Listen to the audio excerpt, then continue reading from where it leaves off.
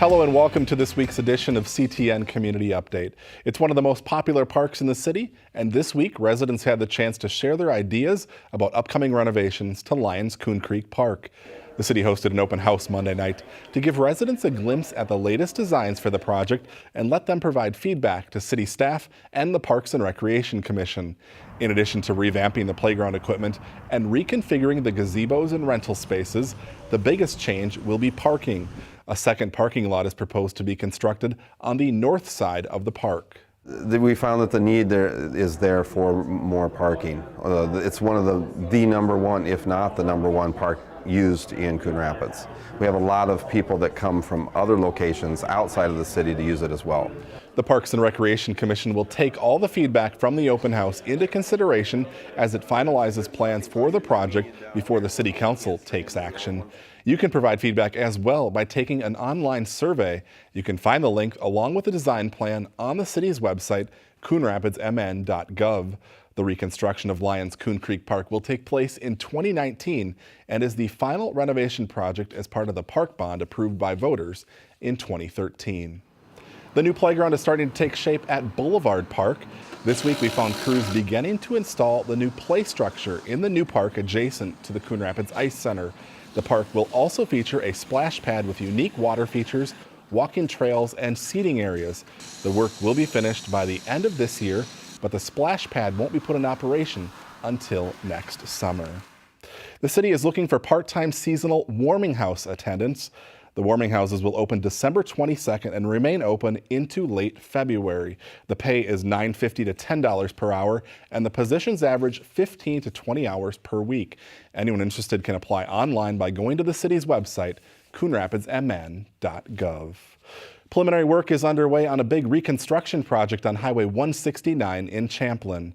This week, crews began installing temporary traffic signals, constructing median crossovers, and making wider turn lanes for the project, which stretches from East Hayden Lake Road south to Highway 610.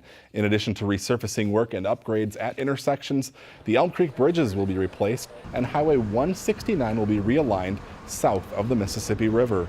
All the work should be finished by the end of 2018. With less than a month until Election Day, the candidates running for 3 open seats on the Anoka-Hennepin School Board squared off in a candidate forum this week. What are your reasons for running for the Anoka-Hennepin School Board, and what are your qualifications for this job? The forum, hosted by the local chapter of the League of Women Voters, was held Tuesday night at the Sandberg Education Center in Anoka. 2 of the seats represent Coon Rapids, District 3, where incumbent Bill Harvey is being challenged by Jessica Geisler, and in District 6, incumbent Jeff Simon is running unopposed. QCTV in Anoka covered it. You can look for the candidate forum in its entirety in the coming weeks right here on CTN.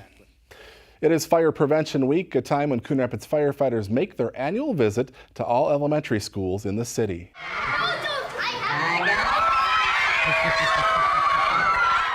We stopped by Epiphany School on Wednesday morning, where students were learning some important safety lessons from the Coon Rapids Fire Department. This year's theme is Every Second Counts, Plan 2 Ways Out. The lesson reinforces why everyone needs to have an escape plan in addition to working smoke detectors. So when you boys and girls go home tonight, like firefighter Todd said, the first thing you want to do when you see your parents is say what? Hi. Well, what's the second thing you want to tell them? Test the smoke detectors. And what if they say we'll do it later? What are you going to tell them? No! We want to do it right now. Along with teaching kids how to escape a fire, another important message firefighters teach the kids is to stay outside once you get out. Never go back inside a burning home or building. Everyone is also encouraged to have a fire drill at home twice a year, one at night and one during the day. A local high school was recently awarded the Minnesota Association of Charter Schools Innovation Award. Northwest Passage is a public charter school located here in Coon Rapids, and as CTN's Jordan Rylance reports, the students' focus is on projects, not papers. It's just a life cycle we have right here. Not every student works in the traditional large public school system. Some students need more individualized learning, more hands-on kind of things, and that's what we're able to provide. Project-based learning allows students at Northwest Passage High School to explore their passions while creating their own unique educational experience. It offers you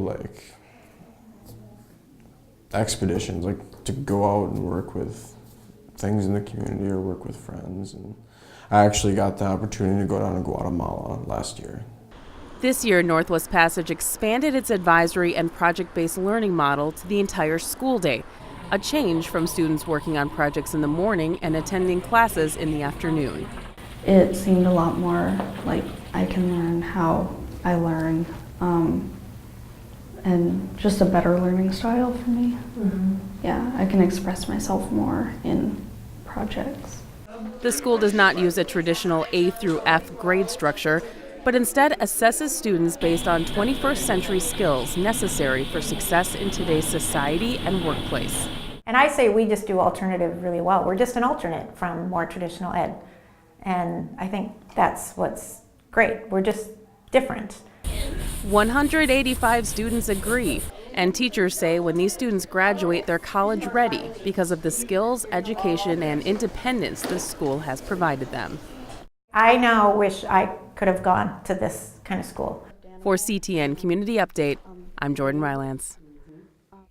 School officials at Northwest Passage say much of their success comes from keeping class sizes small with a student-teacher ratio of 15:1. You can learn more about the school later this month. Northwest Passage will be hosting a student expo and community night on Tuesday, October 24th from 6 to 7:30 p.m. Students will present examples of project work and highlight expeditions they have done so far this year. That's going to bring us to the end of this show. We're going to leave you today with the firefighters dancing as part of Fire Prevention Week. Thanks for watching.